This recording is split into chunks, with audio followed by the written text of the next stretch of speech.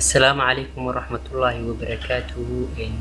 kusoo dhawaada barnaamij yar oo faa'iida sidee kombiyuutarkaaga luqad walbeeta aad ugu shuban kartaa haddii aysan ku jirin. Tusaale ahaan luqadda Carabiga oo kaleeto aad muhiim inoogu ah ayaan inagu tusaalaha kusoo qaadan doonaa. Tusaalahaasi wuxuu ku siinayaa inaad luqad walba oo kombiyuutarkaaga aanu ku jirin adigoo wax software isticmaalaynin aad ku shuban kartid kombiyuutarkaaga only la soco falaarta muuska. ugu horreyn waxaad tegaysaa halka ay ku qoran tahay start button oo ah halkan ayaad waxaad ku siinaysaa click. kadib waxaad sii dooranaysaa control panel oo ah halkan ayaad click ku siinaysaa. kadib waxaad dooranaysaa clock language and region halka ay ku qoran tahay ayaad click ku siinaysaa. change keyboard and other input methods ayaad sii dooranaysaa oo click ku siinaysaa. haddii tusaale ahaan meelahan ay ka joogaan format sida locations waxaad sii dooranaysaa ka dooranaysaa keyboard and languages ayaad click ku siinaysaa. waxaad sii dooranaysaa change keyboard ayaad click ku siinaysaa.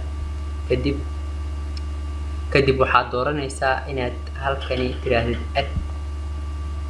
kadib waxaad raadinaysaa luqadii aad rabtay. anaga tusaale ahaan Carabiga ayaan raadinaynaa waana kane oo Saudi Arabia. waxaan dooranaynaa Carabiga.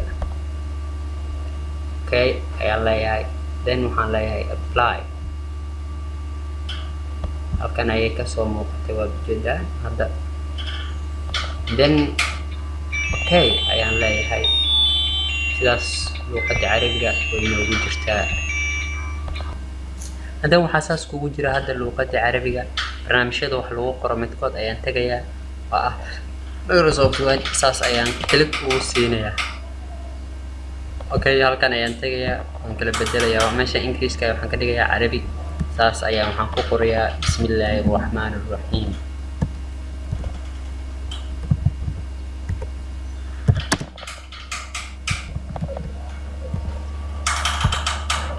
bismillaahir rahmaanir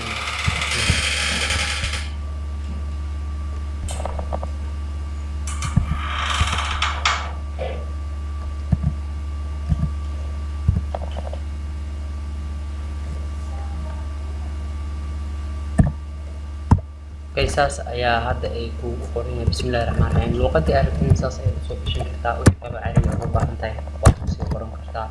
wabilaahi tawfiiq. wassalaamu calaykum waraxmatullaahi wabarakaatuh. faa'iidaysi wacan sii sheer garaysi asxaab badan oo muhiim u ah ay u gaarto.